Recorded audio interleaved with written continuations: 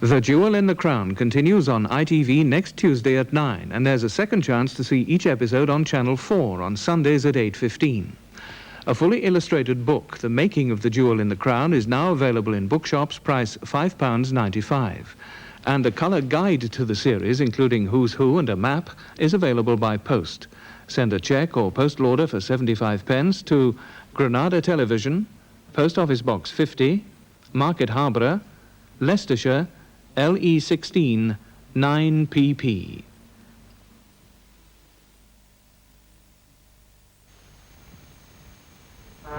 In the near future, London Docklands will be a gateway to the world again. For a start, British Telecom and Mercury are building earth stations for satellite links. They'll have the very latest communications technology. Telephones can be linked directly to your computer. International facsimile transmissions sending visuals through the telephone system. Even video conferencing. In other words, international communications with sound and vision. So why move to the middle of nowhere when you can move to the middle of the future? 15 seconds. Looks good.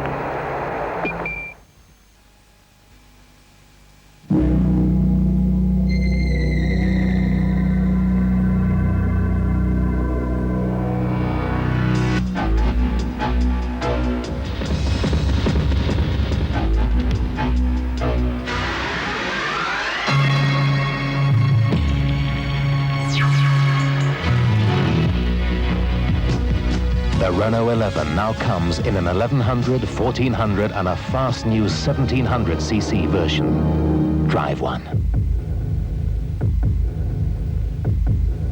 Renault 11. Tough on the streets. There is an island on this earth so colourful, it is surely the work of a master painter.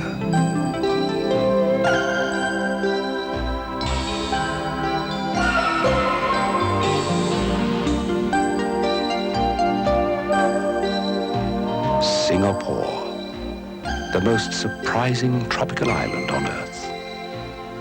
Come with us on an Asian affair holiday to Singapore and beyond. And on the way, enjoy in-flight service even other airlines talk about.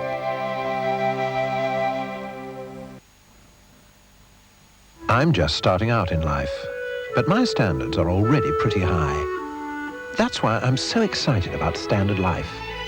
Well, one day I'll need an endowment mortgage for a home of my own, and savings too. How else could I afford my own transport? I might even want to retire to the seaside on a good pension. And it would be nice to know me and my loved ones are covered by Standard Life Assurance. Standard Life, for all of your life.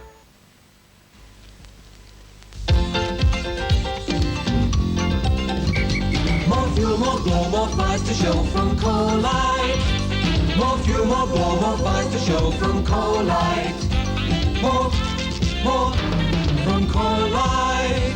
More from Coalite. More fuel, more glow, more flies to show from Coalite. Buy Coalite. You get a lot more fire for your money.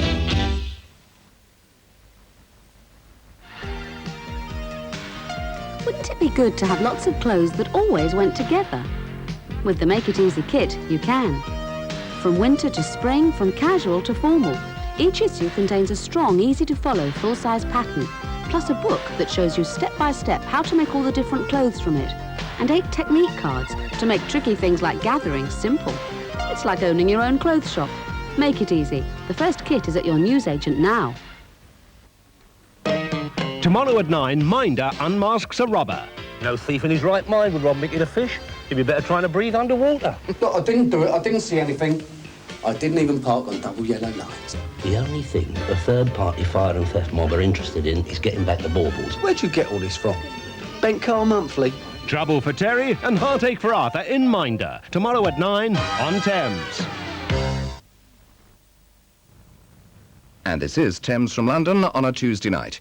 In 30 minutes, our local bulletin. First, the national news at the studios of ITN, tonight presented by Alistair Burnett and Pamela Armstrong.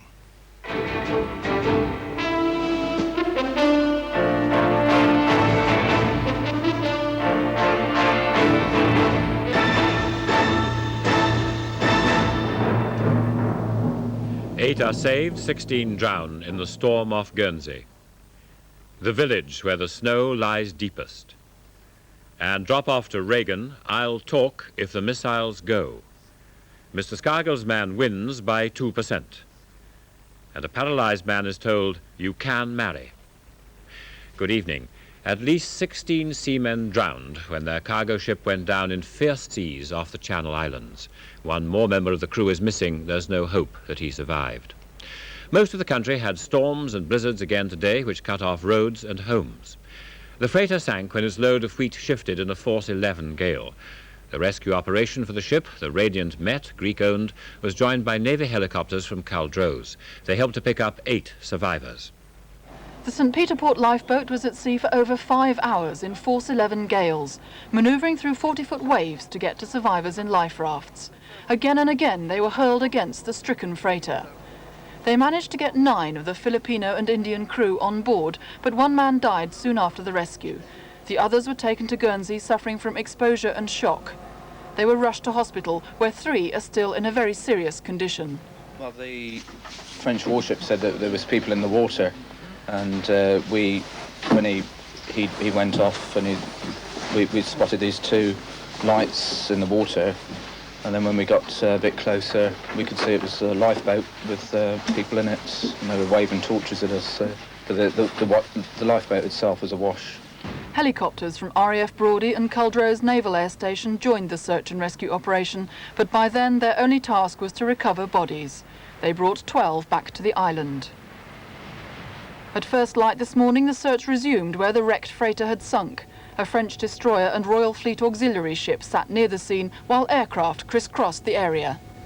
In waters like these, a man becomes incapable of swimming after 5 minutes, unconscious after half an hour.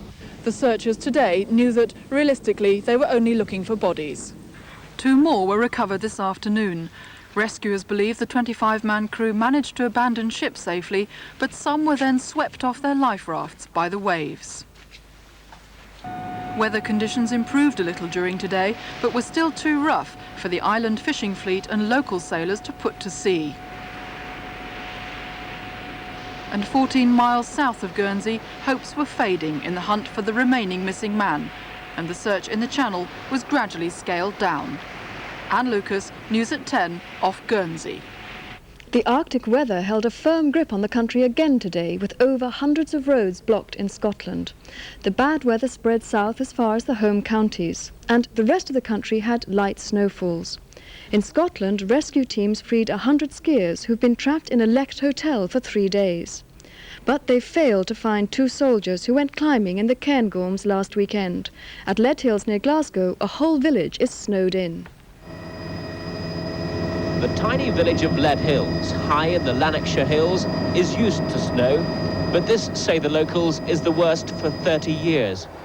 This is the main street. Front doors are covered. In some places, the snow is 6 feet deep. Lead Hills is at a standstill. The village has been cut off by road now for 3 days, and locals estimate that it may take them a week to dig themselves out. That process is well underway, but progress is slow. Mechanical diggers make some impression, but the full extent of the snowfall can be seen here on the main road into the village. It's totally inaccessible to cars. So the inhabitants make the best of it. Controlling the emergency is the village policeman. He says things are getting worse, and quite clearly he has an uphill.